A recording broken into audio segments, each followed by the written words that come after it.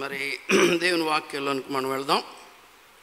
ఈ దినం మన కొరకు చదవబడిన లేఖన భాగం మొదటి రాజుల గ్రంథం 17వ అధ్యాయం 1 నుంచి 7 వరకు ఉన్న లేఖన భాగాన్ని మరొకసారి మనం చూసుకుందాం. ఇప్పుడే వచ్చిన వారందరి గురించి ఒకసారి ఆ లేఖన భాగాన్ని చదివి వినిపిస్తా. 1 Kings 17th chapter 1 to 7. అంతటా గిలాదు కాపరస్తులు తీస్తున్నారు. ఒక్క నిమిషం ఆగున్నాను. పాత నిబంధన గ్రంథంలో మొదటి రాజుల గ్రంథం 17వ అధ్యాయం మొదటి 7 వచనాలు.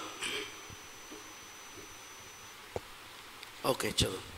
అంతటా గిలాదు కాపరస్తుల సంబంధియును తిష్బీయుడైన ఏలియా ఆహోబునద్దకు వచ్చి, ఎవని సన్నిధిని నేను నిలబడి ఉన్నానో ఇశ్రాయేలు దేవుడైన ఆ యెహోవా జీవము తోడు నా మాట ప్రకారము గాక, ఈ సంవత్సరములలో మంచైనను వర్షమైనను పడదని ప్రకటించాను. పిమ్మట యెహోవా వాక్కు అతనికి ప్రత్యక్షమై, నీవు ఇచ్చట నుండి తూర్పు వైపునకు పోయి యోర్దానుకు ఎదురుగానున్న కెరోదు వాగు దగ్గర దాగియుండుము. ఆ వాగు నీరు నీవు త్రాగుదువు. అచ్చటకి నీకు ఆహారము తెచ్చినట్లు నేను కాకోలములకు ఆజ్ఞాపించుతనని అతనికి తెలియజేయగా, అతడు పోయి యెహోవా సెలవు చొప్పున యోర్దానునకు ఎదురుగానున్న కెరోదు వాగు దగ్గర నివాసము చేసింది.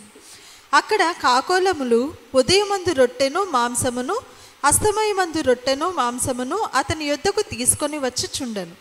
అతడు వాగునీరు త్రాగుచూ వచ్చును. కొంతకాలమైన తరువాత దేశములో వర్షము లేక ఆ నీరు ఎండిపోయాను. మనకు సమయభావాన్ని బట్టి 7 వచనాలే చదివించాను. యాక్చువల్గా 16, 17, 18, 19 అధ్యాయాలు కూడా మనం చదవాలి.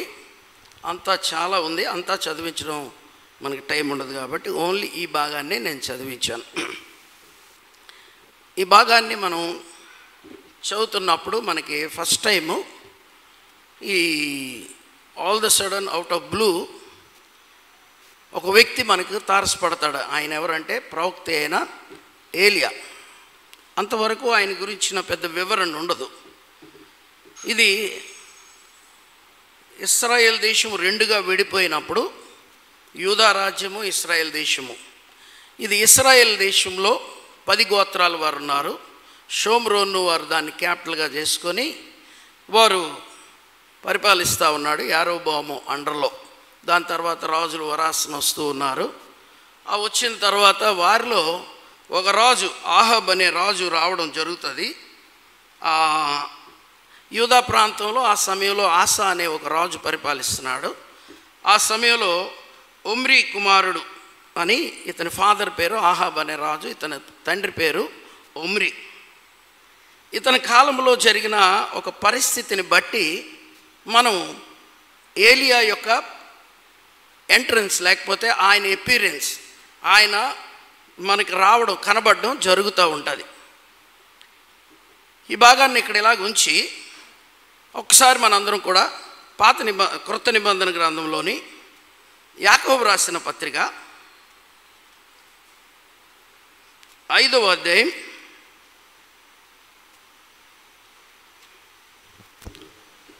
13వ వచనం నుంచి కూడా చదువు. అందరూ తీయండి బైబిల్స్.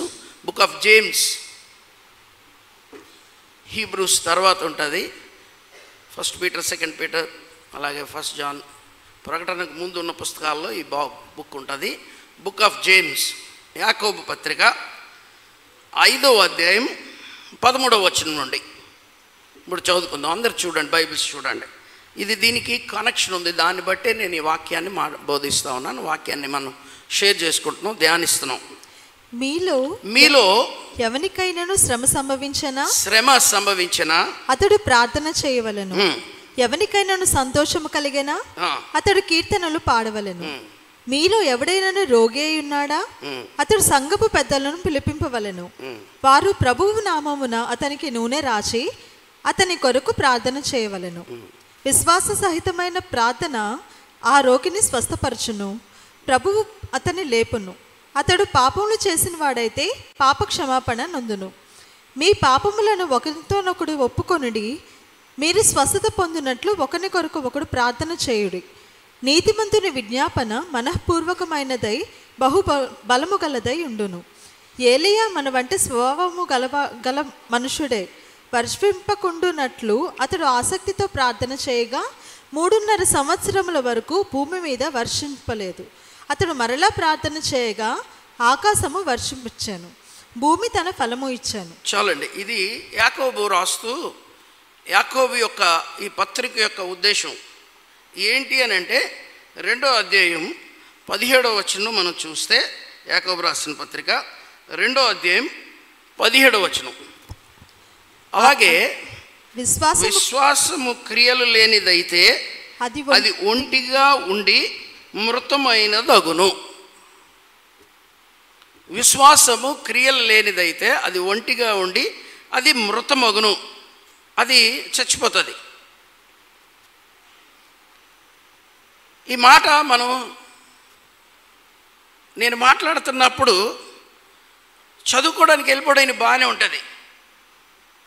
విశ్వాసానికి క్రియలు లేకపోతే అది మృతమగును, అది చచ్చిపోతుంది అని అంటాడు.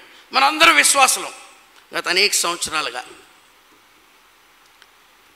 ఇప్పుడు మనందరం విశ్వాసం కదా. మన విశ్వాసం బ్రతికుందా చనిపోయిందా?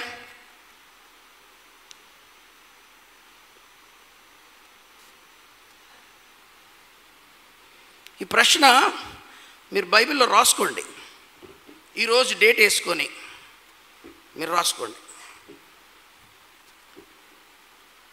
విశ్వాసం బ్రతికుందా? విశ్వాసం చచ్చిపోద్దంట ఆయన చెప్పాడు. క్రియలు లేనిదైతే ఆ విశ్వాసం చచ్చిపోద్ది, మృతమవుతుంది అని. ఆ క్రింద ఏమన్నాడంటే ఒక మంచి మాట అన్నాడు.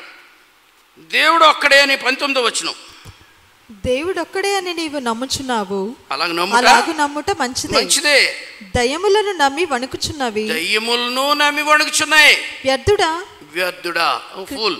ఆగండి అంటాడు. నువ్వు నమ్ముతున్నావా యేసుప్రభు దేవుడని, మృతుల్లో లేచాడని? నువ్వే కాదు, దయ్యాలు నమ్ముతున్నాయి. నువ్వు విశ్వసించావు. కానీ ఇప్పుడు పరిస్థితి ఏంటంటే, వ్యర్థుడా, క్రియలు లేని విశ్వాసము నిష్ఫలమైనదని తెలుసుకొని కోరుచున్నావా? ప్రశ్న వినాలని ఉందా? అసలు ఈ సబ్జెక్టు మీరు తెలుసుకోవాలని ఆశపడుతున్నారా? కొన్నిసార్లు కొంతమందికి వినబుద్ధి లేదు. ఈ మధ్య ఏ మాట వినబుద్ధి వేయట్లేదు. ఏ మాట చెప్పినా అది వేరేగా వినబడుతుంది. అది నా మంచికి మన మంచికి అని ఆలోచన లేదు. ఆలోచన జ్ఞానం పోయింది మనలో నుండి.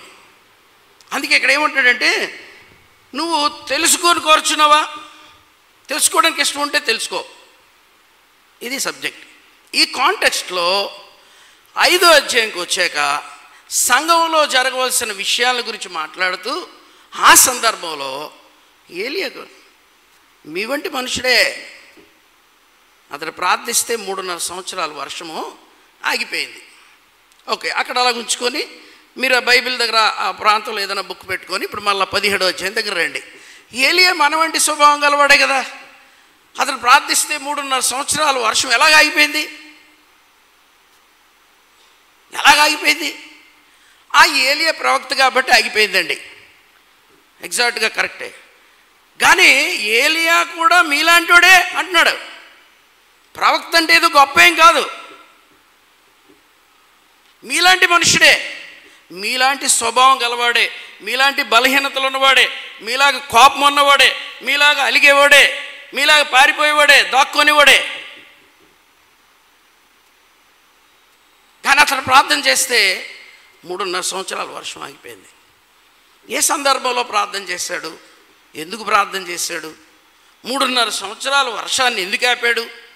యేసుప్రభు చేసిన వింతలన్నీ ఎందుకు చేశాడు?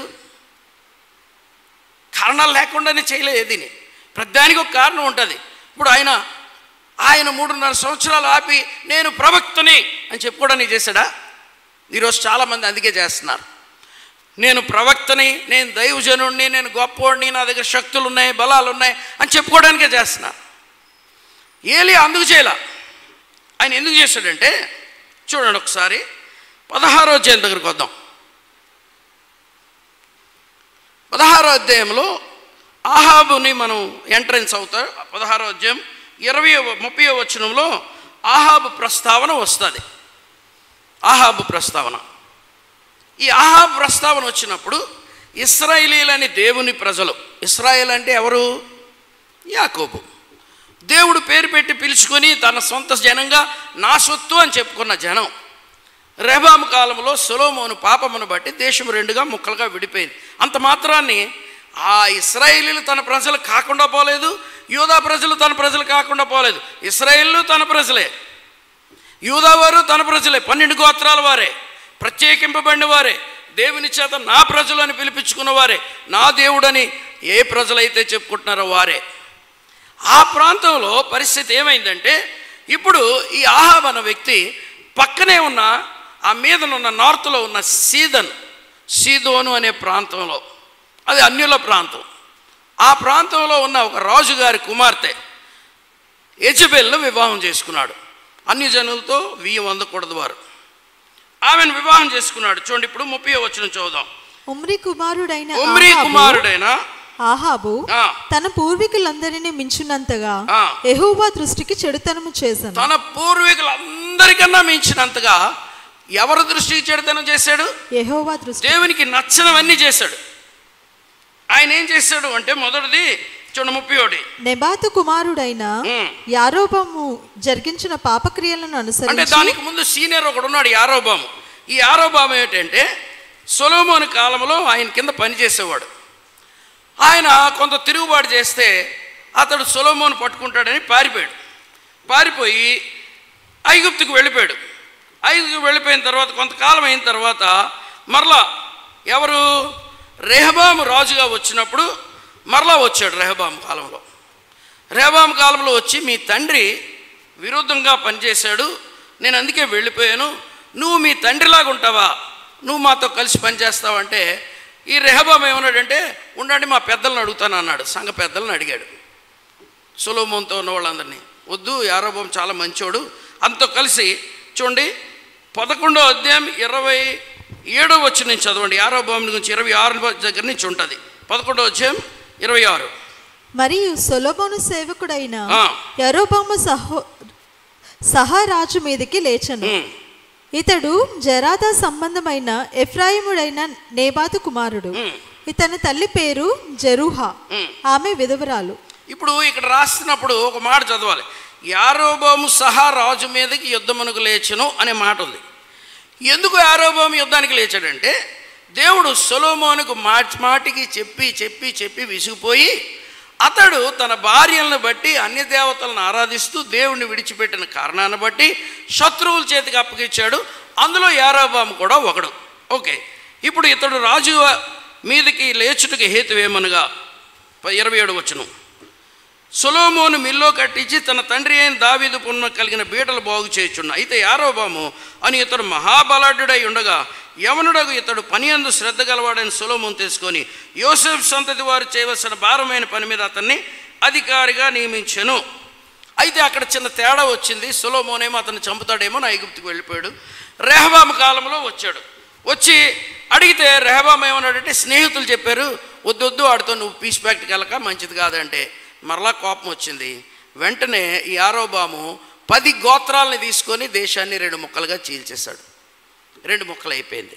ఇప్పుడు ఇశ్రాయేల్ అనే ప్రాంతం ఉంది. ఇశ్రాయేల్ ప్రాంతాన్ని షోమ్రోన్ని క్యాపిటల్గా చేసుకొని వెళ్తూ ఉన్నారు. ఈ యారోబాము ఏం చేశాడంటే, షోమ్రోన్లో అతనేమో బలిపీఠాన్ని పెట్టి అక్కడ బలిపీఠం పెట్టడమే కాకుండా ఆయన ఏం చేశాడంటే, చూడండి 12వ అధ్యాయం 29వ వచనం నుంచి 28వ వచనం నుంచి యారోబాము తన హృదయమందు తలంచి ఆలోచన చేసి 2 బంగారపు దూడలను చేయించి జనులను పిలిచి, యెరూషలేమునకు పోవుట మీకు బహు కష్టము, ఇశ్రాయేలు వారలారా, ఐగుప్తు దేశములో నుండి మిమ్మల్ని రప్పించిన మీ దేవుడు ఇవే అని చెప్పి ఒకటి బేతేలు నందును ఒకటి దాను నందును ఉంచెను. బేతేలు అనేది సౌత్ పార్ట్, దానేమో నార్త్ పార్ట్. ఆ చివరిన ఒకటి ఈ చివరిన ఒకటి 2 దూడలు పెట్టించడా. దాని వరకు ఈ రెంటిలో ఒక దాన్ని జనులు పూజించుట వలన రాజు చేసిన కార్యము పాపమునకు కారణమాయను. మరియు అతడు ఉన్నత స్థలములను కట్టించి మందిరముగా ఏర్పరిచి లేవీలు కాని సాధారణమైన వారిలో కొందరిని యాజకులుగా నియమించెను. మరియు యరొబాము యూదా దేశమందు జరుగు ఉత్సవము వంటి ఉత్సవమును, అంటే పస్కా పండుగ, అలాంటి పస్కా పండుగ లాంటి ఒక పండుగనేమో ఇశ్రాయేల్ దేశంలో ఒకటి ఏర్పాటు చేసి 8వ మాసము 15వ దినమందు జరుప నిర్ణయించి బలిపీఠము మీద బలులు అర్పించు వచ్చాను. ఈ ప్రకారము బేతేలునందును 8వ నెల 15వ తారీఖున జరిగే పండుగ ఏంటంటే ఫీస్ట్ ఆఫ్ టెబర్నకల్స్. అది ఆ పండుగను ఈ పండుగను జత చేస్తాడు. ఈ ప్రకారము బేతేలునందును తాను చేయించిన దూడలకు బలులు అర్పించుచుండను. మరియు తాను చేయించిన ఉన్నతమైన స్థలములకు యాజకులను బేతేలునందుంచును. ఈ ప్రకారము అతడు యోచించిన దానిని బట్టి 8వ మాసము 15వ దినమందు బేతేలులో తాను చేయించిన బలిపీఠము మీద బలులు అర్పించుచు వచ్చను. మరియు ఇశ్రాయేలు వారికి ఒక ఉత్సవమును నిర్ణయించి ధూపము వేయుటకై తానే బలిపీఠం ఎక్కని. ఇది యారోబాము అన్న వ్యక్తి చేసిన కార్యాలు. ఇప్పుడు ఈ అహాబు అన్నవాడు ఈ యారోబాము కంటే ఎక్కువ కార్యాలు చేసి, అంతేకాకుండా ఇంకొక పని చేశాడు. ఏం చేశాడో చూడండి. ఇప్పుడు మళ్ళా 31వ వచనం, ఏది 16:31. మీరు నేబాతు కుమారుడని యారోబాము జరిగించిన పాపక్రియములు అనుసరించి నడుచుకొనుట స్వల్ప సంగతి అనుకొని అతడు సీదోనీలకు రాజైన ఎత్బయాలు కుమార్తె అని యెజబెలును వివాహం చేసుకొని బయలుదేవతను పూజించుచు దాన్ని మ్రొక్కుచుండెను. షోమ్రోన్లో తాను బయలుకు కట్టించిన మందిరమందు ఒక బలిపీఠంను కట్టించాను. మరియు అహాబు దేవతా స్తంభం ఒకటి నిలిపాను. ఆ ప్రకారం అహాబు తన పూర్వీకులైన ఇశ్రాయేల్ రాజులందరికంటే ఎక్కువగా పాపం చేసి ఇశ్రాయేల్ దేవుడని యెహోవాకు కోపము పుట్టించెను. అంతేకాకుండా ఆమె వస్తూ ఎక్కడా వినని ఒక సంగతి, యూజువల్గా ఆ రోజుల్లో భార్యలే భర్తలకు కట్నం తీసుకెళ్ళేవారు, భర్తలే భార్యలకు కట్నం ఇచ్చేవారు. ఈమె వస్తూ ఏం చేసిందంటే ఇంటి నుంచి సారి తీసుకొచ్చింది. సారి ఏంటో తెలుసండి, 400 బయలు ప్రవక్తలు, 450 మంది అష్టారోతు దేవి ప్రవక్తలు. ఎంతమంది? 850 మంది ప్రవక్తలను తీసుకొచ్చింది గుడుల్లో ఆలయాల్లో ఆరాధన జరిపించడానికి. వచ్చి ఏం చేశారంటే ఈ అహాబు అన్నవాడు దేవుని ప్రవక్తలను అందరినీ చంపించడమే కాకుండా ఆ భయం వల్ల 7,000 మంది, చూడండి 18వ అధ్యాయం దగ్గర రండి,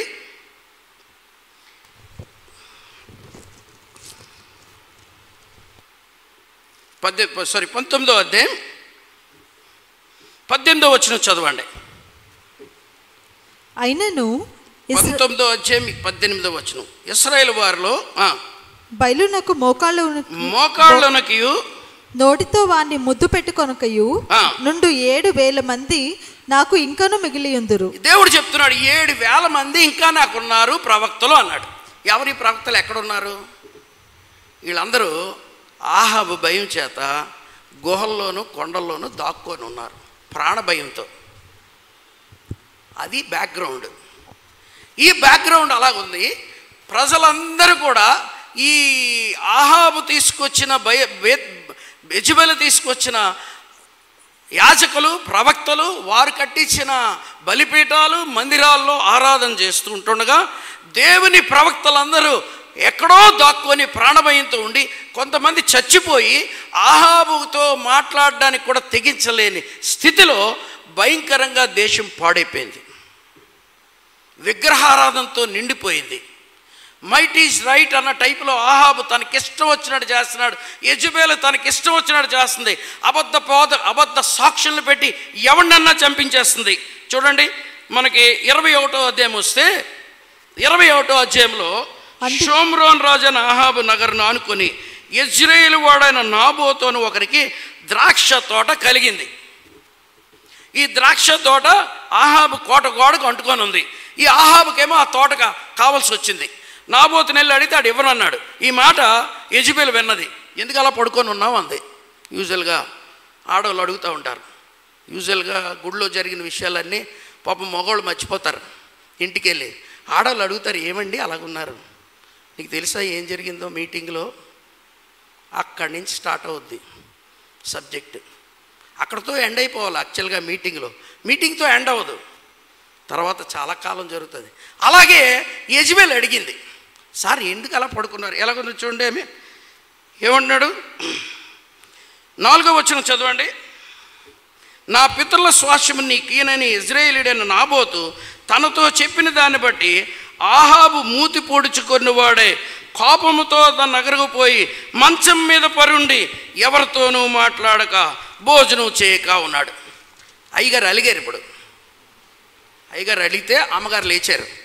sir what is the problem? అమ్మగారులు అందరూ ఇప్పుడు ఎక్కడైనా ప్రపంచంలో ఎక్కడైనా అమ్మగారులు ఇదే పని. Sir I will solve the problem అని ఆమె వచ్చి ఇప్పుడు ఏం చేసిందో చూడండి. 9వ వచనం నుంచి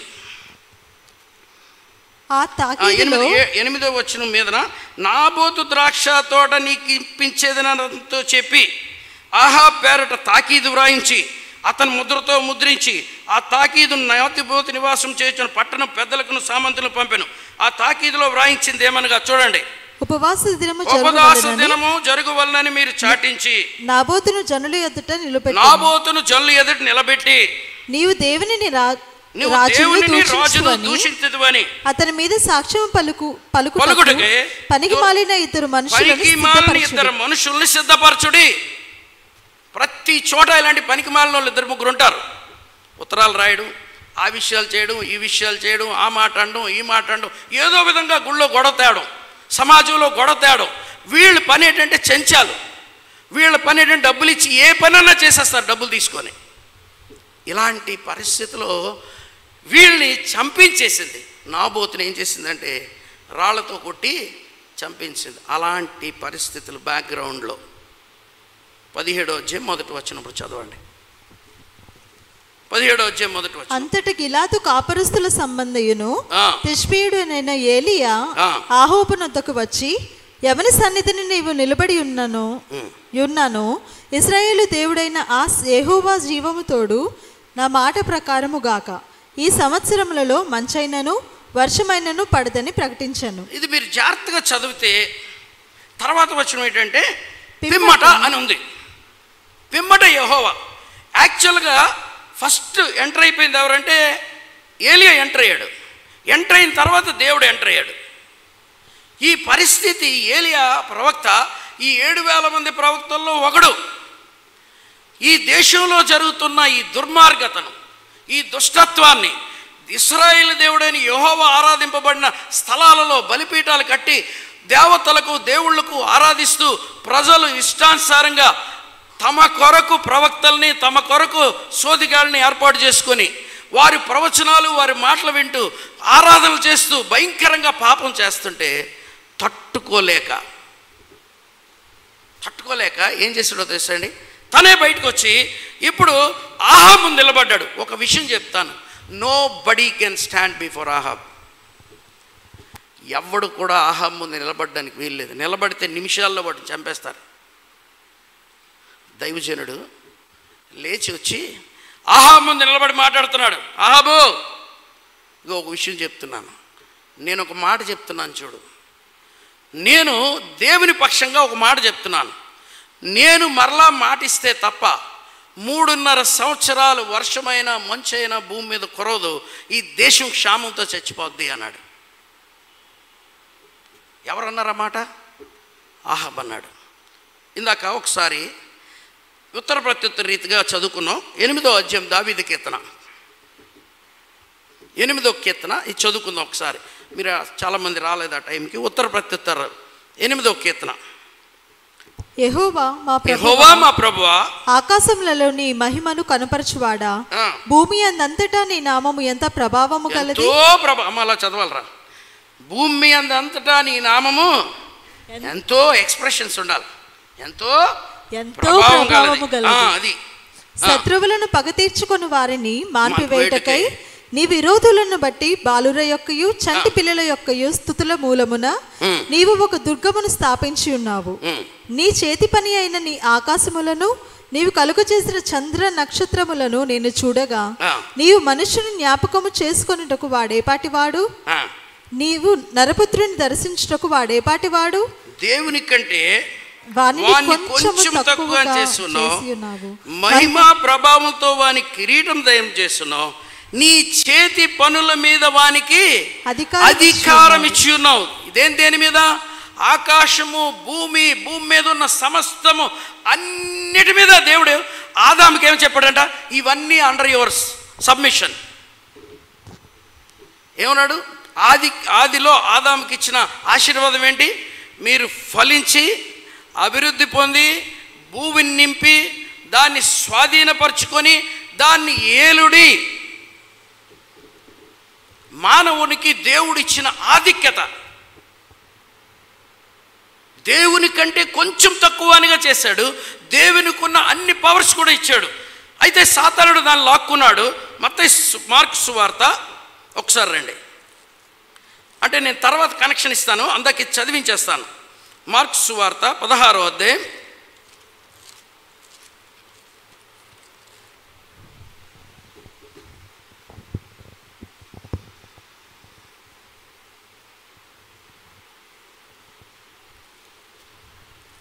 1 నిమిషం.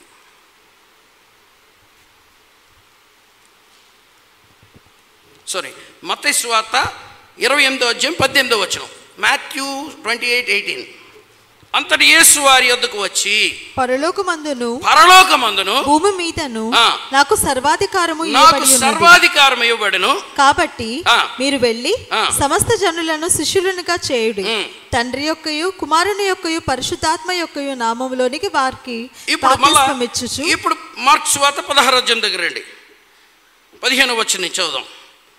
మీరు సర్వలోకమునకు వెళ్ళి సృష్టికర్తకి సువార్తను ప్రకటించుడి, నమ్మి బాప్తిస్మం పొందిన వాడు రక్షింపబడును, నమ్మని వానికి శిక్ష విధింపబడును. నమ్మిన వారి వలన ఈ సూచక క్రియలు కనబడును. ఏమనగా నా నామమున దయ్యములను వెళ్ళగొట్టుదురు, కొత్త భాషలు మాట్లాడుదురు, పాములను ఎత్తి పట్టుకొందురు, మరణకరమైనదేది త్రాగినను అది వారికి హాని చేయదు, రోగుల మీద చేతులుంచినప్పుడు వారు స్వస్థత నొందుదురని వారితో చెప్పాను. ఇప్పుడు నేను సర్వాధికారం నాకు వచ్చింది, ఆ అధికారం మీకు ఇస్తున్నాను, మీరు వెళ్ళి ఈ లోకంలో ఉన్న సర్వాన్ని మీరు డిక్టేట్ చేయండి అని యేసుప్రభు వారు ఇచ్చారు. ఇప్పుడు ఈ సర్వాధికారం యేసుప్రభు వారు ఇచ్చారు. ఇప్పుడు దాన్ని అక్కడ అలాగ ఉంచుదాం. ఇప్పుడు ఎవరు? ఏలియా ఆహాబు దగ్గరికి వచ్చి ఆహాబు ముందు నిలబడి ఆకాశానికి ఆజ్ఞాపించాడు, నువ్వు కొరొద్దు. ఎక్కడి నుంచి వచ్చింది ఏలియాకి శక్తి? ఎలాగొచ్చింది ఏలియాకి శక్తి? ఎందుకంటే ఈయన తన నమ్మిన దేవుడు, అప్పటికే అందరూ కూడా చచ్చిపోయారు, అందరూ దాక్కున్నారు, ఈ దేవుడు ఏమయ్యాడో అని భయంతో ఉన్నారు. ఈ దేవుడు ఉన్నాడా లేడా అనే భయంతో ఉన్నారు.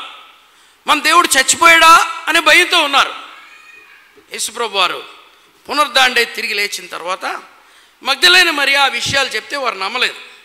సరికదా అందరూ వెళ్ళి ఆ యొక్క మేడగదిలో దాక్కొని ఉన్నారు. వారి మధ్యలోకి ప్రభు వచ్చి నేను సజీవుడను, తోమా నేను నమ్మనన్నాడు. మరుసటి వారం వచ్చి నేను సజీవుడను, అయినా నమ్మలేదు. రండి చేపలు పట్టుకుందాం, మనం బతుకుదాం. మరలా అక్కడికి వచ్చి ఇగో సజీవుడను, ఇగో చేప తింటున్నాను, ఆ రొట్టె తింటున్నాను, అయినా నమ్మలా. అందరూ మేడగదిలో ప్రార్థన చేస్తూ ఉంటే పరిశుద్ధాత్మ వారి మీదకి వచ్చినప్పుడు అప్పుడు వారి కన్నులు తెరవబడి అప్పుడు పేతురు లేచి ప్రకటించడం మొదలుపెట్టారు. మీరు నజరేయుడైన యేసును సిలువ వేశారు, దేవుడు ఆయన్ని మృతుల్లో నుండి లేపాడు, దానికి మేము సాక్షులు. అంతవరకు చెప్పలా. భయంతో దాక్కున్నారు, అందరూ దాక్కొనే ఉన్నారు. ఒక్క ఏలియా మాత్రమే లేచి నిలబడి ఏ దేవుడైతే ఈ రోజు దాకా భూమిని ఆకాశాన్ని సృజించాడో, ఏ దేవుడైతే నిన్ను నన్ను సృజించాడో, ఈ సర్వానికి అధికారి అయిన దేవుణ్ణి సేవకుడిగా నేను ఎవని ముందు నిలుచున్నానో ఆయన నామములో నీకు ఒక మాట చెప్తున్నాను. Elijah knows to stand before God. ఏలియాకి తెలిసిన ఒక సంగతి ఏంటంటే దేవుని ముందు నిలబడడం తెలుసు. ఎవరైనా దేవుని ముందు నిలబడే అనుభవం ఉంటే ఈ వ్యక్తి లోకంలో ఎవడి ముందన్నా నిలబడగలడు. దేవునితో సంబంధం లేనివాడు ఎవరిని చూసినా భయపడతాడు, దేన్ని చూసినా భయపడతాడు. 7,000 మంది దాక్కొని ఉన్నారు. ఏలియా ఒక్కడే. ఇతని చరిత్ర చదివితే is not an educated man. ఇతను వచ్చింది ఒక అరణ్య ప్రాంతం నుంచి వచ్చాడు. యోహాను ఎలాగైతే కొండ ప్రాంతాల నుంచి వచ్చాడో బాప్తిస్మం ఇచ్చి యోహాను, ఈ తిష్బీయుడు అనే ఏలియా కూడా యోర్దాను అవతలున్న కొండల్లో ఉండేవాడు. ఇతని బ్యాక్గ్రౌండ్ ఏమీ ఇవ్వబడలేదు. ఇతని గురించి ఇవ్వబడేది రెండు విషయాలు ఏంటంటే, ఇతడి ఒంటె రోమములు కలిగిన ఒక దుప్పటిని కప్పుకునేవాడు, తోలుదెట్టి ఒకటి ధరించుకునేవాడు. అంతే అతనికి ఉన్నది. అతని దగ్గర ఉన్న ఆస్తి అంతా అదొకటే. ఆ యొక్క తోలు దట్టి, ఆ యొక్క వస్త్రం మాత్రమే అతని దగ్గర ఉంది. జీవము గల దేవునితో సంబంధం కలిగిన వ్యక్తి. ఈయన అంటాడు, నేను ఎవని సన్నిధిని నిలిచి ఉన్నాను. చూడండి, ఆయన అంటాడు, ఇశ్రాయేలీల దేవుడు, ఎవరి సన్నిధిని నేను నిలబడి ఉన్నాను, ఇశ్రాయేలీల దేవుడైన ఆయన జీవము తోడు ఎవని సన్నిధి నిలబడ్డాను. ఏలియా మన వంటి స్వభావం గలవాడు మనుషుడే, కానీ వర్షాన్ని ఆపాడు. కారణం ఏంటి తెలుసా? ఆయన దేవుని సన్నిధిలో ఆయనతో సహవాసం కలిగినవాడు, ఆయన సజీవుడని ఎరిగినవాడు. లోకమంతా ఒకలాగా ఉంది. దేవుడు ఏమైపోడో తెలీదు, ఉన్నాడో లేడో తెలీదు. మాకెందుకు ఈ గతి, మాకెందుకు ఈ పరిస్థితి, మా ఆహాబన్న కూడా దుర్మార్గుడు వెళ్తున్నాడు, ఆడిదే ఇంక రాజ్యం అని అనుకుంటే, లేదు, వానికి మించిన దేవుడు, వాణ్ణి నిన్ను నన్ను సృష్టించిన దేవుడు ఇంకా సజీవుడే అన్న సత్యాన్ని నమ్మిన వ్యక్తి. చూడండి, ఒకసారి యోబు గ్రంథం దగ్గరికి వస్తే, యోబు గ్రంథంలో మనం చూసేది ఏంటంటే, యోబు దేవుని యందు విశ్వాసం కలిగినవాడు, భయభక్తులు కలిగినవాడు, చాలా భక్తిపరుడు, తన పిల్లల్ని భక్తిలో పెంచినవాడు. అలాంటి వ్యక్తి సడన్గా మొత్తం అన్నీ పోయాయి, అందరూ చనిపోయారు. అతనికేమో ఒంటి నిండా కురుపులు వచ్చాయి. రోడ్డు మీద కూర్చొని ధూళిలో బూడిదలో కూర్చొని గోక్కుంటుంటే సొంత భార్య వచ్చి, ఇంకా దేవుడి పేరు ఎందుకు చెప్తావయ్యా, ఏడేవాడు దేవుడు ఎక్కడున్నాడయ్యా, అతన్ని దూషించి చచ్చిపో అంటే, అలాంటి యోబు చూడండి 19వ అధ్యాయం వచ్చేసరికి 19వ అధ్యాయం వచ్చేసరికి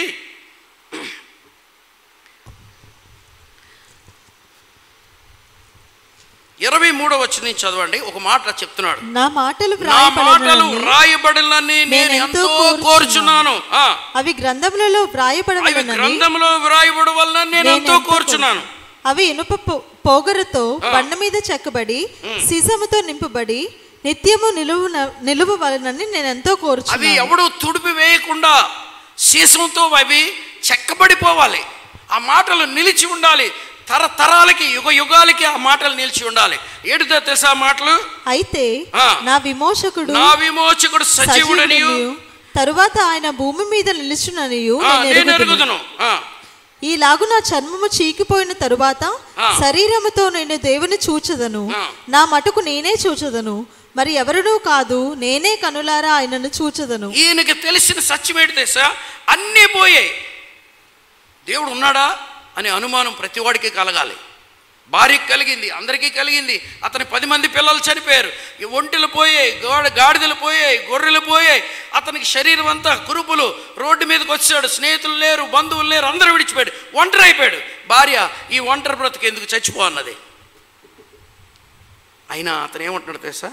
నా విమోచకుడు liveth, my saviour is liveth. ఆయన సజీవుడు, ఆయన చనిపోలేదు, ఆయన ఇంకా బ్రతికే ఉన్నాడు.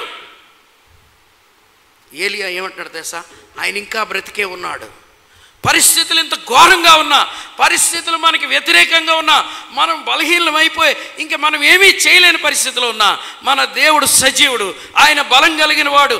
నీ జీవితంలో ఎలాంటి కష్ట నష్టాలు, ఏలియాలాగా అన్ని భయాలు ఎన్నున్నా, నీ దేవుడు నువ్వు ఎరిగి ఉంటే. దానియేలు గ్రంథం 12వ అధ్యాయంలో ఒక మంచి మాట ఉంది చూడండి.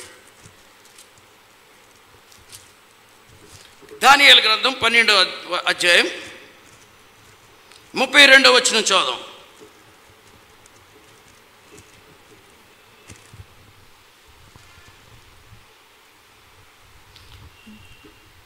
అంటే హేయమైంది వచ్చి ఆయన బలిపీఠం మీద అర్పించి భయంకరంగా బలంతో ఎన్నో కార్యాలు చేస్తూ మొత్తం దేశాన్ని పాడు చేసేస్తాడు. ఆ యొక్క నిర్ణయ కాలము వచ్చును, అక్కడేమో హేయమైంది బలిపీఠం మీద అర్పించేస్తాడు. అప్పుడు చూడండి 32వ వచనం, 11వ వచనం, సారీ 12 కాదు, 11:32.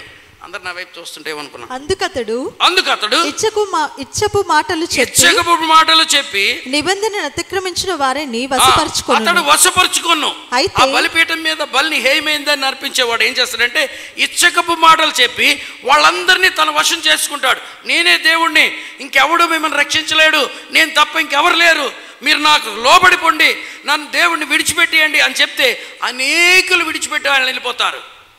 అలాంటి సమయంలో అంటున్నాడు, అయితే తమ దేవుని నెరుగువారు బలము కలిగి గొప్ప కార్యములు చేసేదరు. If you know your God, నీ దేవుడు సజీవుడని నీకు తెలిస్తే, నీకు ఆయనతో సజీవుడిగా ఉన్న ఆయన నువ్వు దర్శించి ముఖాముఖిగా ఆయన నెరిగితే, పౌలు అగ్రిప్ప ముందు నిలబడున్నాడు. అగ్రిప్ప రాజా అంటున్నాడు, నువ్వు అధిక జ్ఞానంతో నీకు మూర్ఖం వచ్చింది, నీకు తెలివి ఎక్కువైపోయింది, బుద్ధి ఎక్కువైపోయింది, జ్ఞానం ఎక్కువైపోయింది, నువ్వేం మాట్లాడుతున్నావో నీకు తెలీదు అంటే పౌలు అంటాడు, నువ్వేమంటే అనుకో, కానీ ఆ దమస్క్ మార్గంలో నాకు కలిగిన నా దర్శనానికి నేను వ్యతిరేకం కాను. I have seen with my own eyes, I heard him saying with my own years. దానికి నేను వ్యతిరేకం కాదు. I have a personal experience.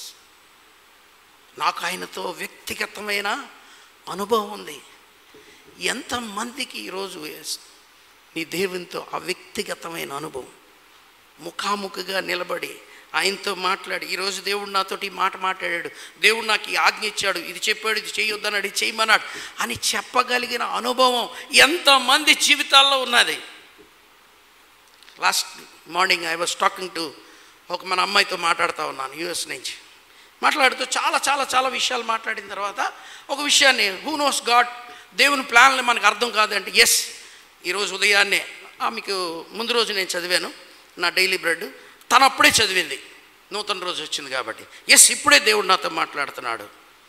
మన నిన్నటి 17th డైలీ బ్రెడ్లో ఉన్న వాక్యాన్ని, దానియేలు నెబుకద్నెజరు ముందు నిలబడ్డాడు, అన్య దేశంలో ఉన్నాడు, అన్య దేశంలో ఉండి కూడా అన్య దేశంలోనికి చెరగొని పోబడిపోయి, ఎందుకు దేవుడు నన్ను చెరలోకి తీసుకెళ్ళిపోవడం అల్లా, ఆ చెరలో ఉండి ఇశ్రాయేలీల దేవుడైన దేవుడిని నెబుకద్నెజరుకి పరిచయం చేశాడు. దేవునికి స్తోత్రం చెప్పండి, గట్టిగా దేవునికి స్తోత్రం చెప్పండి.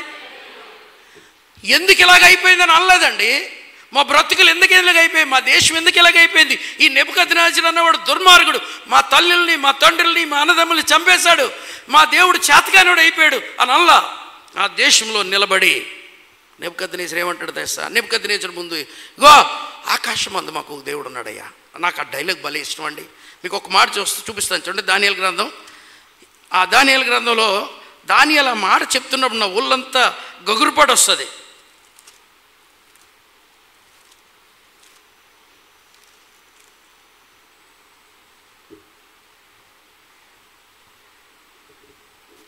రెండో అధ్యాయం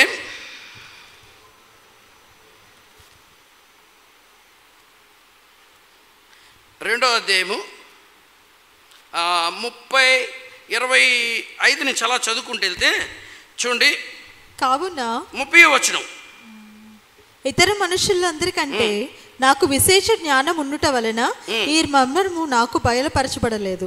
రాజునకు దాని భావమును తెలియజేయ నిమిత్తమును తమరి మనస్సు యొక్క ఆలోచనలు తాము తెలుసుకున్న నిమిత్తమును అది బయలుపరచబడెను. చూడు దాని మీద 29వ వచనంలో ఏమంటాడు?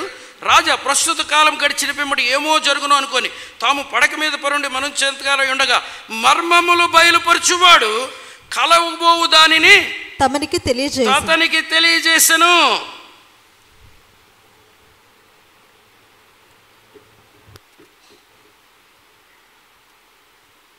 ఆయన ఏమంటాడంటే, మాకు ఒక దేవుడు ఆకాశమందున్నాడు,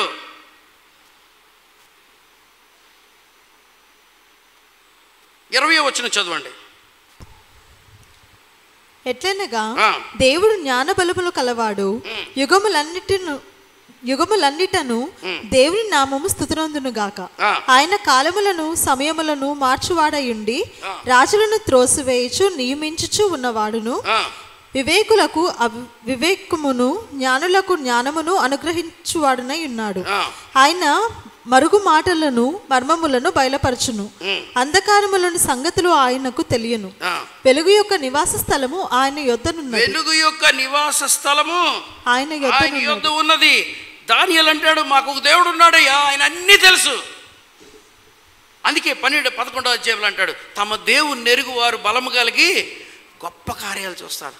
దుర్మార్గత నిండిపోయి, దుష్టత్వం నిండిపోయి, పాపము నిండిపోయి, ఇశ్రాయేలు ప్రజలందరూ దేవుని విడిచి బలిపీఠాల మీద బలులు అర్పిస్తుంటే రోషం కలిగి కరువు రప్పించాడు. ఎందుకో తెలుసండి, కరువు రప్పించింది ఆహాబుకు బుద్ధి చెప్పడానికి కాదండి, ఆహాబును ఓడించడానికి కాదండి, ఆహాబు ఒరే నువ్వు పనికిమాలినవాడో చెప్పడానికి కాదు. ఇశ్రాయేలీయులైన తన ప్రజలు తమ నిజమైన దేవుణ్ణి ఎరగడం కొరకు ఆ ముందు నిలబడి 3.5 సంవత్సరాలు వర్షం ఆపి, ఇప్పుడు 18వ వచనం వచ్చేసరికి ఇక్కడ ఇశ్రాయేలీయులందరినీ ఇప్పుడు పిలుచుకొని వచ్చాడు. చూడండి ఎందుకు ఆ పని చేశాడో చూద్దాం. ఇప్పుడు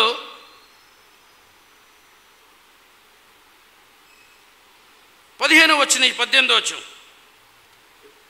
ఏలియా ఇశ్రాయేలు దేవుడిని యెహోవా సన్నిధిని నేను నిలబడుచున్నాను. నిజంగా ఈ దినము నేను ఆహాబును దర్శించిందని యెహోవా జీవంతో చెప్పుచున్నాను. అంతటి ఓబద్యా ఆహాబును ఎదుర్కొని పోయి ఆ వర్తమానం తెలియ ఏలియాని కలుసుకుంటే ఆహాబు బయలుదేరి వచ్చాను. ఆహాబు ఏలియాని చూచి ఇశ్రాయేలు వారు శ్రమపెట్టువాడు నీవే కావా అని అతనితో అనగా ఏమంటున్నాడండి, ఇశ్రాయేలీయుల్ని శ్రమపెట్టువాడు నీవే కదా అంటున్నాడు. ఏమంటున్నాడు, నీ మాటల వల్ల నీ ప్రజలకి నష్టం కలుగుతుందిరా, నోరు మూసుకొని ఉంటే నీ ప్రజలు క్షేమంగా ఉంటారా అంటున్నాడు. ఆహాబు ఎవరితో అంటున్నాడు, ఏలియాతో. నువ్వు మాట్లాడిన మాటల వల్ల నీ ప్రజలకి నష్టం కలుగుతుంది. చాలాసార్లు మేము మాట్లాడితే ప్రజలకి అది నష్టం కలుగుతుంది అనుకుంటారు, సంఘంలో సమస్యలు వస్తున్నాయి అనుకుంటారు, అది మేలు నిమిత్తం అనుకోరు. అంటాడు నీ వల్లనే మా గుడి పాడైపోయింది, నువ్వు వల్లనే మేమందరం విడిపోయాం, నీ వల్లనే ఇలాంటివన్నీ జరిగాయి అన్న మాట చెప్తున్నారు అక్కడ. నీ వల్లనే ఇలాంటి పరిస్థితి జరిగింది అని అంటే అప్పుడు అతడు నేను కాను, యెహోవా ఆజ్ఞలను గైకొనక బయలులను అనుసరించి నీవును నీ తండ్రి ఇంటి వారును ఇశ్రాయేలు వారిని శ్రమపట్టు వారున్నారు. అయితే ఇప్పుడు ఇశ్రాయేల్ వారందరినీ యెజబెలు పోషించున్న బయలుదేవత ప్రవక్తలను 400 మందిని, అష్టారేతు ప్రవక్తలను 450 మందిని నా కర్పేరు పిలువ నంపమని చెప్పాను. ఆహాబు ఇశ్రాయేలు వారి యొద్దకు దూతలను పంపి ప్రవక్త కల్వేరు పర్వతం మీద సమకూర్చును. ఏలియా జనులందరి దగ్గరికి వచ్చి ఎన్నాళ్ళ మట్టుకు చూడండి, ఈయన కన్సర్న్ ఏంటి, ఆహాబు ముందు నిలబడడానికి కారణం ఏంటో తెలుసండి, ప్రజలు ఇశ్రాయేలీయులు దేవుణ్ణి విడిచిపెట్టేశారు. ఆహాబు యెజబెలు తీసుకొచ్చిన బయల్ని అష్టారోత్ దేవతను ఆరాధిస్తున్నారు. ఈ దేవుడే, ఈ రాజు మాట వింటే మేము బతుకుతాం లేకపోతే చచ్చిపోతాం అన్న టైప్లో ఉన్నారు. మాట్లాడవలసిన యాజకులు ప్రవక్తలందరూ కూడా గుహల్లో దాక్కొని ఉన్నారు. ఆ సమయంలో ఏలియా ఇశ్రాయేలీయులందరినీ పిలిచి అంటాడు, చూడండి ఇప్పుడు చదవరా 21వ వచనం, ఎన్నాళ్ళ మట్లకు మీరు 2 అభిప్రాయములు పెట్టుకొని ఉందరు, యెహోవా దేవుడైతే ఆన్ని అనుసరించడి, బయలు దేవుడైతే వాన్ని అనుసరించడి అని ప్రకటన చేయగా జనులు అతనికి ప్రత్యుత్తరముగా ఒక మాట అయినను పలుకకపోయిరి. తప్పు చేసి గిల్టీ కాన్షియస్తో తల ఉంచుకొని ఉన్నారు అందరూ. ఎంతకాలం ఉంటారయ్యా, రండి 3.5 సంవత్సరాలు వర్షం ఆగిపోయింది. ఇప్పుడు ఆహాబుని పిలిచాడు, రా నీ దేవుడు గొప్ప నా దేవుడు గొప్ప చూద్దాం. ప్రజలను పిలిచాడు, రండి ఎవరి దేవుడు గొప్ప. అఫ్కోర్స్ నువ్వు అందరినీ చంపించు, నీకు బలం ఉంది, నీకు జ్ఞానం ఉంది, నీతో మనుషులు ఉన్నారు, నీ మాట చెల్లిపోతుంది, ఈరోజు చెల్లిపోని, ఎంతకాలం చెల్లుతుందో చూద్దాం. ఆహాబుని పిలిచాడు, రా ఇప్పుడు రా. ఇశ్రాయేలుని పిలిచాడు, వచ్చారు అందరూ వచ్చి, రండి బలిపీఠం కట్టండి, బలిపీఠం కట్టండి, మీ దేవుడికి ప్రార్థన చేయండి. ఎంతసేపు ప్రార్థన చేస్తారో, మీకు 450 మంది ప్లస్ 400 950 మంది ఉన్నారు కదా, 850 మంది ఉన్నారు, ప్రార్థన చేయండి. ఎంతసేపు ప్రార్థన చేస్తారో. చేశారు చేశారు చేశారు, రక్కున్నారు గీక్కున్నారు, ఏం చేసినా కూడా ఏం జరగలేదు. ఏలియా ఎంతసేపు ప్రార్థన చేశాడో చూడండి. ఏలియా ఎంతసేపు ప్రార్థన చేశాడు, 36వ వచనం చదవండి. అస్తమయ నైవేద్యం అర్పించే సమయమున ప్రవక్తకు ఏలియా దగ్గరకు వచ్చి ఇలాగు ప్రార్థన చేశాను, యెహోవా అబ్రహాము ఇస్సాకు ఇశ్రాయేలుల దేవా, ఇశ్రాయేలుల మధ్య నీవు దేవుడివై ఉన్నావనియు నేను నీ సేవకుడినై ఉన్నాననియు ఈ కార్యములన్నీ నీ సెలవు చేత చేసిననియు ఈ దినమున కనపరచుము. అంతేనండి ప్రార్థన. లాజరు దగ్గర సమాధిలో ఉన్నాడు 4 రోజులు. లాజరు సమాధిలో ఉన్నాడు, 4 రోజులు అయిపోయింది. It's not possible. మార్త వచ్చింది, 4 రోజులు అయిపోయింది ప్రభా, కూలిపోద్ది, శవం అయిపోద్ది, శవం కూలిపోద్ది, ఇంక ముట్టుకోవద్దన్న. యేసుప్రభు గారు ఎంతసేపు ప్రార్థన చేశారు? ఇప్పుడు మనం ప్రార్థన చేస్తే ఎంతసేపు చేస్తాం? In the name of Jesus stone rolled away. పెద్ద శబ్దం చేయాలి, మళ్ళీ మైక్లో అనాలి, అంటే కానీ ఆ రాయి కదలదు. బల్లలు గుద్ది ఇరగ్గొట్టేస్తే కానీ, జుత్తులు పట్టుకొని కింద నేలకేసి కొడితే కానీ దెయ్యం వెళ్ళిపోదు. జుత్తులు పట్టుకొని కింద వేసి కొట్టేసే పాస్టర్ గారులను మనం చూస్తున్నాం. యేసుప్రభు వారు గెరసెనల దేశం దగ్గరికి వచ్చాక శాన అనే దెయ్యం పట్టివాడు దూరంగా యేసుప్రభుని చూసి కింద పడి, ప్రభు నన్ను ఏం చెయ్యొద్దు అంటున్నాడు.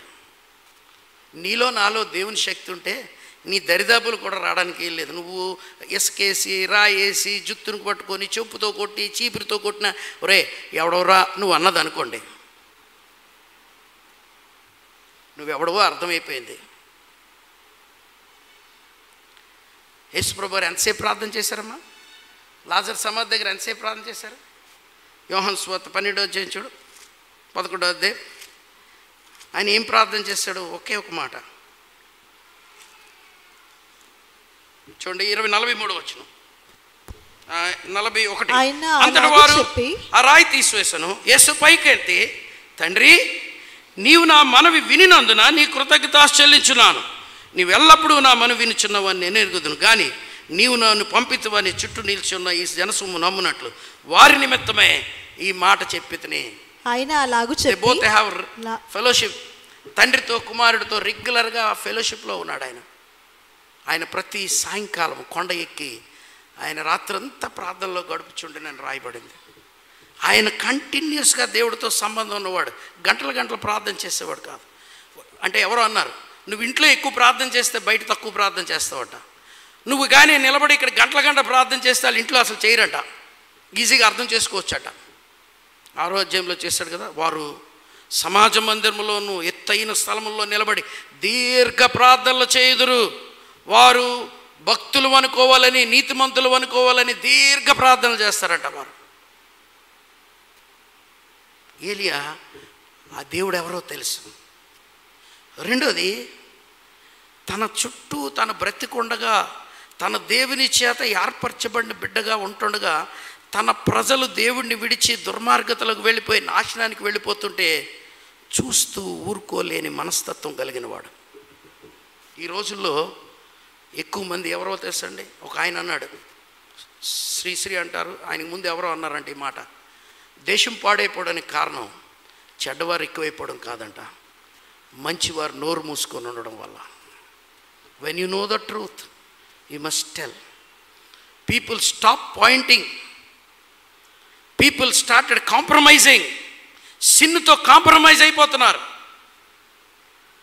సిన్నుతో కాంప్రమైజ్ అయిపోతున్నారు, పరిస్థితులకి వంగిపోతున్నారు, లొంగిపోతున్నారు.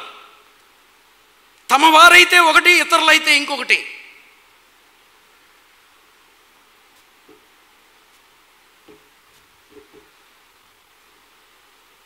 నేను మొన్న ఒక మాట చెప్తే నా పక్కన కూర్చున్న పెద్ద ఆయన, మీరు చెప్పకపోతే నేను ఈ మాట చెప్దాం అనుకున్నానండి అన్నాడు. నేను ఈ మాట మీరు చెప్పకపోతే నేను చెప్దాం అనుకున్నానండి అన్నాడు. ఆ మాట నేను చెప్పినందుకు దోషమైంది, ఆయనే చెప్పుంటే బాగుండేమో. మీకు అర్థమైందండి? మీరు చెప్పకపోతే నేను ఈ మాట చెప్పుందునండి అన్న వ్యక్తి ఇంటికి వెళ్ళగానే మారిపోయింది వెర్షన్. కాంప్రమైజ్డ్. చుట్టూ ఏం జరిగినా నాకు అనవసరం, పోతే పోనీ, నాశనం అయిపోతే నాశనం అయిపోయి, నేను నా ఇల్లు బాగుంటే చాలు. 7,000 మంది అలాగే దాక్కున్నారు. ఏలియా అలాంటి వాడు కాదు. తన ప్రజలు నాశనం అయిపోతున్నారు. ఆహాబు దుర్మార్గుడు దేశాన్ని పాడు చేస్తున్నాడు. దేవుణ్ణి మర్చిపోయారు ప్రజలు. నా దేవుని వైపు మరలా నా ప్రజల్ని తిప్పాలని ప్రాణానికి తెగించి నిలబడ్డాడండి. 3.5 సంవత్సరాలు కరువు వస్తే రాజుగారికి ఆహారం ఉంటుంది. మీకు తెలుసా సంగతి? కోట గోడలో కొంత నిల్వలు ఉంటాయి. ఏలియాకి ఎవడూ లేడు, తినడానికి తిండి లేదు. నువ్వు దేవుని కొరకు నిలబడితే there will be times you will be knocked out. నీకు తిండి దొరకదు, ప్రజలు నిన్ను దుర్మార్గుడు అంటారు, కానీ ప్రభువు నీ పక్షంగా ఉంటాడు. ఏం చేశాడు దేవుడు? ఏలియాని కేరీతు వాగు దగ్గరికి పంపించి కాకోలము చేత ఆహారం పెట్టించాడండి. మొన్న ఎవరో చెప్తూ ఇంకొక మంచి మాట చెప్పారండి, నాకు అది నాకు బుర్రలోకి టచ్ అవ్వలేదు. కానీ ఒక లేడీ మాట్లాడుతూ ఈ విషయం మాట్లాడింది, స్పీకర్ అమ్మాయి మాట్లాడుతూ ఏం చెప్పిందో తెలుసా అండి? యెజెబెలు ఏలియాని చంపడానికి చూస్తుంది, సీదోన్ నుంచి వచ్చింది ఆమె. దేవుడు ఇప్పుడు కేరీతు వాగు ఎండిపోతే సీదోనులో ఉన్న సారేపతిలో ఉన్న విధవరాలితో పోషించాడంట దేవుడు. దేవుని స్తోత్రం చెప్పండి. ఆహాబు యెజెబెలు దేశమైన సీదోనులో యెజెబెలు మీద తిరుగుబాటు చేసిన ఏలియాని పోషించడానికి సీదోనులో ఉన్న సారేపతిలో ఉన్న విధవరాలతో దేవుడు ఏలియాని పోషించాడు. నీ దేవుడు అలాంటివాడు. నువ్వు if you stand for God, నువ్వు దేవుని కొరకు నిలబడితే నిన్ను పోషించడానికి కాకులను వాడతాడు, విధవరాలను వాడతాడు. నీ దేవుడు ఎవరో నీకు తెలిస్తే నువ్వు దేవుని కొరకు భయపడవు, నిలబడతావు. మీకు అంతకుముందు చాలాసార్లు చెప్పాను, మార్టిన్ లూథర్కి కింగ్ డిగ్రీ ఇచ్చాడు, పోపు కింగ్ ఇద్దరు డిగ్రీ ఇచ్చారు. ఏమేమి ఇచ్చారంటే who ever may find Martin can kill him. మీకు పనిష్మెంట్ ఉండదు, దాని మీద ఏమాత్రం కూడా పనిష్మెంట్ ఉండదు, మార్టిన్ ఎక్కడ కనబడితే అక్కడ చంపిమన్నారు. అలాంటి టైంలో మార్టిన్ లూథర్ భయంతో, బాధతో, దిగులుతో ఇంట్లోనేమో పడుకొని ఉన్నాడు. గడ్డాలు పెరిగిపోయి, మీసాలు పెరిగిపోయి, ఏమీ చేయట్లేదు, ట్రాన్స్లేషన్ వర్క్ ఆపేశాడు. తన భార్య ఒకరోజు ఉదయాన్నే నల్ల డ్రెస్ వేసుకొని తిరుగుతూ ఉంది. అడిగాడు, అమ్మ ఎందుకు నల్ల డ్రెస్ వేసుకున్నావు? నల్ల డ్రెస్ వేసుకుంటే ఎవరో చనిపోతే వేసుకుంటారు. ఆమె అన్నది ఎవరో చనిపోయారులేంటే మీరు పడుకోండి అంది. ఎందుకు వేసుకున్నావమ్మా అంటే ఆయన మీకు ఎందుకంటే పడుకోండి అంది. మనకి చచ్చిపోవడం అంటే చాలా క్యూరియస్ కదా, ఎవరు చచ్చిపోయారు? మన మార్టిన్ లూథర్ ఒప్పుకోలేదంట. ఎవరు చచ్చిపోయారు చెప్పండి? యేసుప్రభు చచ్చిపోయాడు అందంట. అంటే యేసుప్రభు చచ్చిపోయి చాలా కాలం అయిందంట కదా, ఆయన తిరిగి లేచాడు కదా అన్నాడు. మరి తిరిగి లేస్తే నువ్వెందుకు పడుకున్నావు? నీ దేవుడు సజీవుడు అని తెలిస్తే లే, దేవుని కొరకు కార్యాలు చేయి అన్నదంట. If you know that your God is living, stand for the truth, your God will stand by you. What may come, what may go. Concern లేని జీవితాలు. మొన్న బుధవారం నేను బైబిల్ స్టడీ చేశాను, ఒకసారి చూపిస్తాను. హెజ్కేలు గ్రంథం, హెజ్కేలు గ్రంథం 13వ అధ్యాయంలో చూడండి, ఒక మాట రాస్తున్నాడు. 13వ అధ్యాయం 1వ వచనం చదవండి. నరపుత్రుడా, 2వ వచనం నుంచి. హెజ్కేలు గ్రంథం 13వ అధ్యాయం 2వ వచనం. నరపుత్రుడా, ప్రవచించున్న ఇశ్రాయేలీయుల ప్రవక్తలకు విరోధముగా ప్రవచించి మనసు వచ్చినట్లు ప్రవచించు వారితో నీవు ఇలాగు చెప్పుము, యెహోవా మాట ఆలకించుడి. ప్రభువైన యెహోవా సెలవిచ్చినదేమనగా, దర్శనమేమయు కలుగుకున్న స్వబుద్ధి అనుసరించి అవివేక ప్రవక్తలకు శ్రమ. ఇశ్రాయేలీయుల వారలారా, మీ ప్రవక్తలు పాడిన స్థలములలో నుండి నక్కలతో సాటిగా ఉన్నారు. యెహోవా దినమున ఇశ్రాయేలీయులు యుద్ధమందు స్థిరముగా నిలుచున్నట్లు. జాగ్రత్త వినండి మాట. యెహోవా దినమందు ఇశ్రాయేలీయులు యుద్ధమందు స్థిరముగా నిలుచున్నట్టు మీరు గోడల్లో ఉన్న బీటల దగ్గర నిలవరు, ప్రాకారమును దిట్టపరచరు. చర్చిలో సిన్ ఉంటే, చర్చిలో పాపం ఉంటే, చర్చిలో దుర్మార్గం జరుగుతుంటే, చర్చిలో చెప్పవలసింది చెప్పకపోతే ఆ బీటలు బారి శత్రువు వచ్చి మన బిడ్డలు ఈడ్చుకొని వెళ్ళిపోతాడు. ఇశ్రాయేలీయులు రక్షణ పొందినట్లు, భద్రత పొందినట్లు ఆ బీటలను దిట్టపరిచేవారు లేరంట. కానీ ఎలాంటి వాళ్ళు ఉన్నారంటే తెలుసా? కిందకి రండి, 10వ వచనం చెప్తాను. సమాధానం ఏమీ లేకపోయాను, వాను సమాధానం అని చెప్పి నా జనులు మోసపుచ్చున్నారు. నా జనులు మంటి గోడను కట్టగా వారు వచ్చి దాని మీద గచ్చుపోత పోస్తున్నారు. ఏం పోస్తున్నారు? గచ్చుపోతలు పోస్తున్నారంట. హెజ్కేలు గ్రంథంలో చెరకు వెళ్ళిపోక ముందు కలిగిన దర్శనాలు, ఈ దర్శనాల్లో చూడండి 22వ అధ్యాయం 30వ వచనంలో ఇదే మాట చెప్తున్నాడు. ప్రవక్త బాధతో చెప్తున్నాడు. మరియు 29వ వచనం నుంచి చదువునాను. 22, 29 హెజ్కేలు గ్రంథం 22, 29. మరియు సామాన్య జనులు బత్కారం చేయొచ్చు, దొంగిలించుదురు, వారు దీనులు దరిద్రులు హింసించుదురు, అన్యాయంగా వారు పరదేశులు బాధించుదురు. ఎవరెవరు తెలుసానండి? నేను ఇది ఒకటే చెప్పాను, సామాన్య జనుల దగ్గర చెప్పాను. మీదకి రండి, 24వ వచనంలో ప్రవక్తలు కుట్ర చేయుదురు ఉందా? ప్రవక్తలు కూడా పాడైపోయారు. తర్వాత చూడండి 26వ వచనం, యాజకులు నా ధర్మశాస్త్రం నిరాకరించుదురు. మూడోది 27వ వచనం, దానిలో అధిపతులు లాభం సంపాదించుకుందరు, ఎల్డర్స్. ఇంకొక మాట యాజకుల గురించి చెప్తున్నా అండి. యాజకుల గురించి 26వ వచనం చెప్తూ, ప్రతిష్ఠితమైన దానికిని సాధారణమైన దానికిని భేదమెంచరు, పవిత్రమేదో అపవిత్రమేదో తెలుసుకుంటకు జనులకు నేర్పరు. జాగ్రత్తనండి ఈ మాట. పవిత్రమైనదేదో అపవిత్రమైనదేదో జనులు తెలుసుకున్నటకు వారికి నేర్పరు. నేర్పితే వారి మీద తిరుగుబాటు చేస్తారు. చర్చిలో కొన్ని జరగకూడదని చెప్పితే నేర్పరు కొంతమంది. వీళ్ళ దగ్గరుండి చేయించే వాళ్ళు ఉన్నారు. ఎన్ని సంవత్సరాలన్నా వాళ్ళు ఉంటారు ఇక్కడ. పవిత్రమైందేదో అపవిత్రమైందేదో, దేవుని మహింపరిచిందేదో దేవుని మహింపరచిందేదో సంఘానికి నేర్పించవలసిన నాయకులు, కాపర్లు వాళ్ళకి గచ్చిపోతలు పోస్తున్నారు. ఒకవేళ ఎవరికన్నా చెప్తే వాళ్ళకి కోపం వస్తుంది. అలాంటి వారి గురించి ఏడుస్తూ ఏం చెప్తున్నాడు ఇప్పుడు 31వ వచనం చూద్దాం.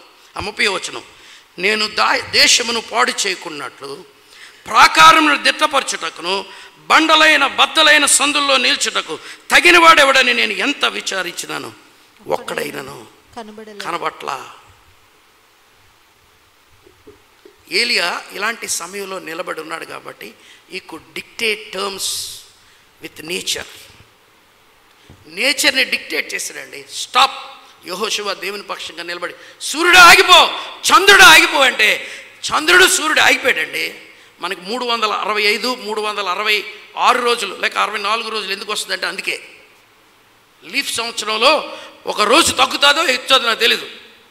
కారణం సూర్యుడు ఒక రోజు అంతా ఆగిపోయాడు, చంద్రుడు ఒక రోజు అంతా ఆగిపోయాడు. ఆ డిఫరెన్స్ దానివల్లే వచ్చింది. You have that power. ఇప్పుడు నూతన నిబంధనకు వస్తే యాకోబు రాస్తూ ఈ మాట మాట్లాడుతూ, ఏలియా మీ వంటి స్వభావం గలవాడే కదా, అతను ఆపేస్తే ఆకాశం ఆగిపోయింది కదా. కాబట్టి సంఘస్థులారా, విశ్వాసులారా, మీరు నేను ఏం చెయ్యాలని ఉంది, ఎందుకు ఏం చేయట్లేదంటే మనం ఎరగట్లేదు. చూడండి ఏం చేయాలంటే మనం 13వ వచనం నుంచి 14వ వచనం, 5:14, యాకోబు 5:14, మీలో ఎవడైనను రోగి ఉన్నాడా అతడు సంఘపు పెద్దలను పిలిపింపవలెను. ఎవరిని పిలాలండి? సంఘ పెద్దలు. సంఘ పెద్దలు దేని కొరకు? చాలాసార్లు సంఘ పెద్దలే దేనికంటే ఈ బల్ల పంచడానికి, డబ్బులు లెక్కడానికి, చందాకారులు పట్టుకెళ్ళడానికి అనుకుంటున్నారు చాలాసార్లు. డీకన్స్ అందుకే అనుకుంటున్నారు. That is not the purpose of the deacon. Purpose అది కాదు. స్టెఫను డీకన్, ఫిలిప్పు డీకన్, స్టెఫను డీకన్. వాళ్ళు దేవుని సువార్త ప్రకటించారు, అనేక మందిని రోగులను స్వస్థపరిచారు, అద్భుతాలు చేశారు, ఆశ్చర్యకార్యాలు చేశారు. వాళ్ళు they are the elders of the church. ఇప్పుడు అంటాడు సంఘ పెద్దలు పిలిపించవలను, వారు ప్రభువు నామమున అతనికి నూనె రాచి అతని కొరకు ప్రార్థన చేయవలెను. విశ్వాస సహితమైన ప్రార్థన ఆ రోగిని స్వస్థపరచును. ప్రభువు అతని లేపును. అతడు పాపములు చేసిన వాడైతే పాప క్షమాపణ నొందును. ఇక్కడ 2 విషయాలు అన్నాడండి. Any elder can do that 2 things. You can forgive their sins, you can heal their sickness. యేసు ప్రభు చేసిన పని నీకు నాకు ఇచ్చాడు, సర్వాధికారం. క్రియలు లేని విశ్వాసం నిష్ఫలం. ఏలియా మీ వంటి నా వంటి స్వభావం గలవాడే. ఆయన చేయగలిగినప్పుడు నువ్వు చేయగలవు, నేను చేయగలను. కానీ మన విశ్వాసం ఏమైపోయిందో తెలుసా? చచ్చిపోయింది, మృతమైపోయింది. We have no faith in our God because we do not know our God that is living. ఏలియాకి తెలుసు నా దేవుడు సజీవుడని. నిలబడ్డాడు, ఆహాబు ముందు నిలబడ్డాడు, యెజబెలు ముందు నిలబడ్డాడు, ధైర్యంగా చెప్పాడు, మాట్లాడాడు. తన ప్రజలైన ఇశ్రాయేలీయుల్ని మరలా దేవుని వైపు తిప్పాడు. బండ సందుల్లో నిలబడి ధైర్యంగా, బండ సందులో నిలబడిన వాడు శత్రువు ముందు వచ్చి కొట్టేవాడు ఆ బండ సందుల్లో నిలబడిన వాడిని ముందు కొడతాడు. ఫస్ట్ ఈ విల్ డై. నువ్వు దేవుని సేవ చేయాలంటే చచ్చిపోవడానికి సిద్ధపడాలి. నువ్వు నిందలు భరించడానికి సిద్ధపడాలి, అవమానాలు భరించడానికి సిద్ధపడాలి, కరువులు భరించడానికి సిద్ధపడాలి. కేరీతు వాగు దగ్గర భోజనం అయిపోయింది, ఎండిపోయింది నీరు, ఎండిపోద్ది చాలాసార్లు, కొన్నిసార్లు నేను నా వ్యక్తిగత జీవితాల్లో. దాన్ని నువ్వు సిద్ధపడాలి. ఏలియా మీ వంటి స్వభావంగా. ఇంకొక మాట, మీ పాపములు ఒకరితో ఒకడు ఒప్పుకోండి, మీరు స్వస్థత పొందినట్లు ఒకరి కొరకు ఒకరు ప్రార్థన చేయడి. ఇందాక ఎవరు విజయ ప్రార్థన చేస్తూ ఒక మాట జ్ఞాపకం చేస్తుంది. తిమోతికి రాసిన పత్రిక 2వ అధ్యాయం 1వ వచనం. మీరు సంపూర్ణ భక్తియు మాన్యత కలిగి నెమ్మదిగాను సుఖమాను బ్రతుకు నిమిత్తము మనుషులందరి కొరకును, రాజుల కొరకు, అధికారుల కొరకు ప్రార్థనలు, విజ్ఞాపనలు, యాచనలు, కృతజ్ఞతాస్తుతులు చెల్లింపవలెను. ఇది మంచిదియు మన దేవుని దృష్టికి అనుకూలమునై ఉన్నది. Church has to do this. నీవు నేను ప్రార్థన చేస్తే రోగాలు స్వస్థపరచబడతాయి. నీవు నేను ప్రార్థన చేస్తే పాపాలు క్షమించబడతాయి. యేసుప్రభు వారు ఆ యొక్క మేడగది మీద మొదటి రోజు ప్రార్థించినప్పుడు, వారికి దర్శనం ఇచ్చినప్పుడు వారి మీదకు ఊది, వెళ్ళండి మీరు ఎవని పాపములు క్షమిస్తారో అవి క్షమించబడతాయి అన్నాడు. నీ దేవుణ్ణి ఎరిగితే, నేను ఎవని సన్నిధిని నిల్చున్నానో ఏలియా చెప్తున్నాడు. Because he has the intimacy with God and he has the burden of God. దేవునికి ఉన్న భారం ఇతనుకుంది.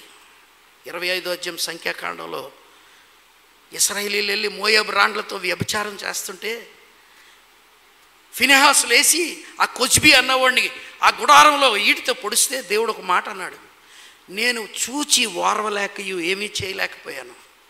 దేవుడు చూచి ఓర్వలేకపోయినా ఏమీ చేయలేకపోయాడు, ఎందుకంటే తన ప్రజలు భలే స్టేట్మెంట్ ఇచ్చాడు అక్కడ. అయితే ఫినెహాసు లేచి నా పక్షంగా పౌరోషము కలిగి కార్యం చేశాడు గనక ఇతని సంతతి భూమి ఉన్నంత వరకు ఉంటుంది అన్నాడు ఆయన. నువ్వు దేవుని కొరకు నిలబడితే దేవుడు నీ జీవితంలో గొప్ప కార్యం చేస్తాడు. ఏలియా నిలబడ్డాడు. ఆహాబు చంపేయాలి, 7,000 మంది దాక్కున్నారు, కానీ ఆహాబు నిలబడ్డాడు, ఏలియా నిలబడ్డాడు. ఏలియాకి ఇచ్చిన ఘనత ఏంటో తెలుసండి, మరణము రుచి చూడకుండా భూమి మీద నుంచి పరలోకానికి వెళ్ళిన వాళ్ళు ఇద్దరిలో ఒకడు హానోకు మరణం చూడకుండా కొనుపోబడ్డాడు. ఏలియా మరణం చూడకుండా అగ్ని రథాల మీద కోల్పోయాడు.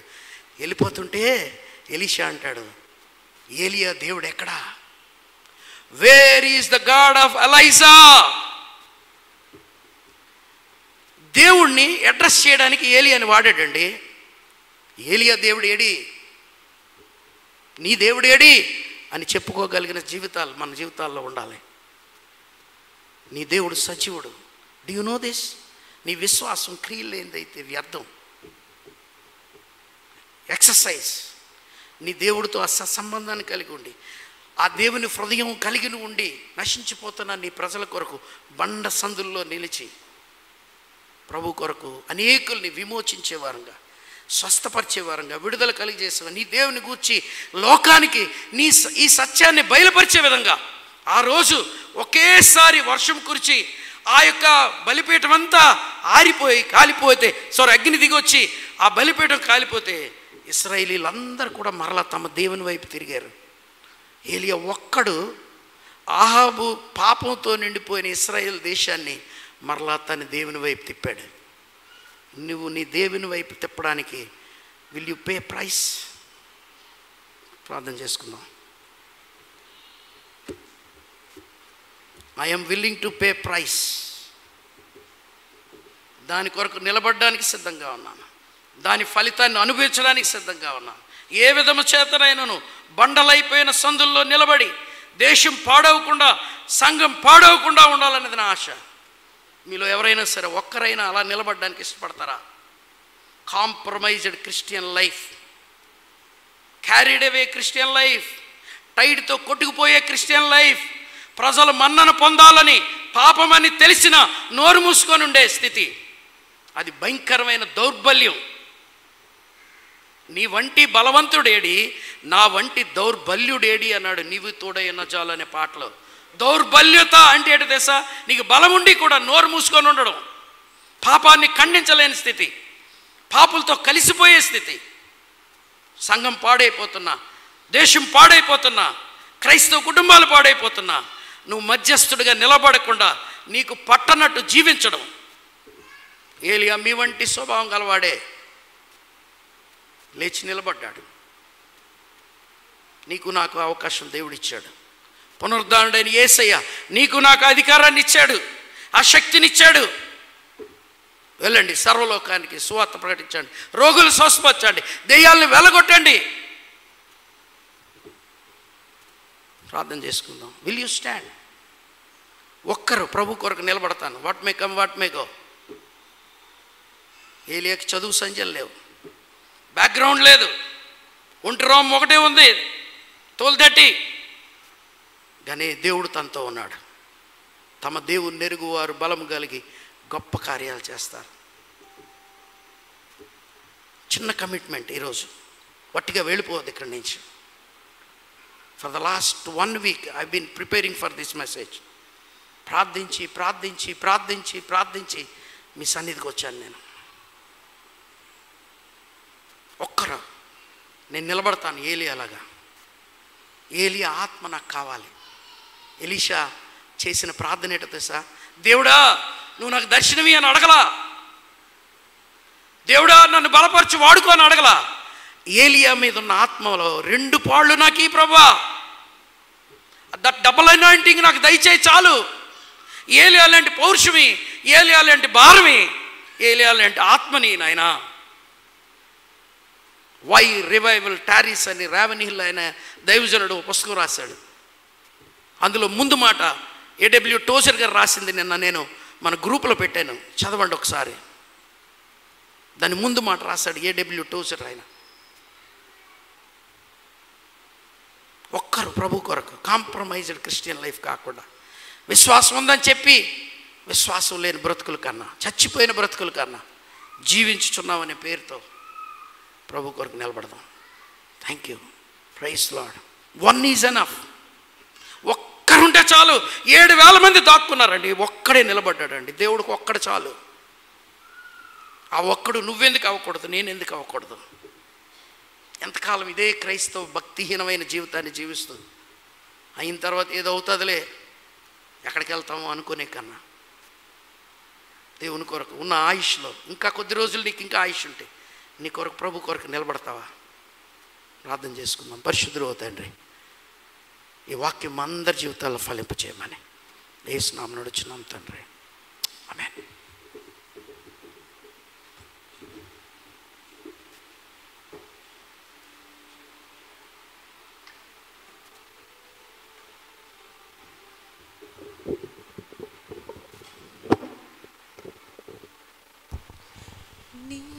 ప్రత్యేకమైన కానుకలు స్వీకరిద్దాం.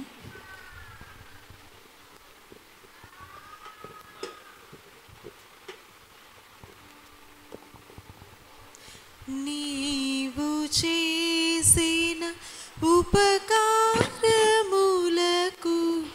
నేనేమి చెల్లింతును?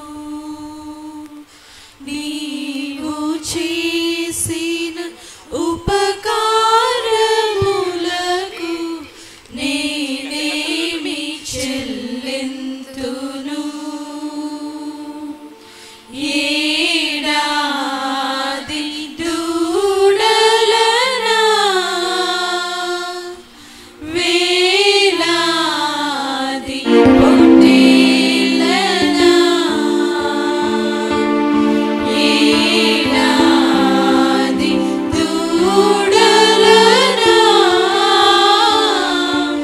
వేలాది పొట్టేళ్ళనా, నీవు చేసిన ఉపకారములకు నేనేమి చెల్లింతును?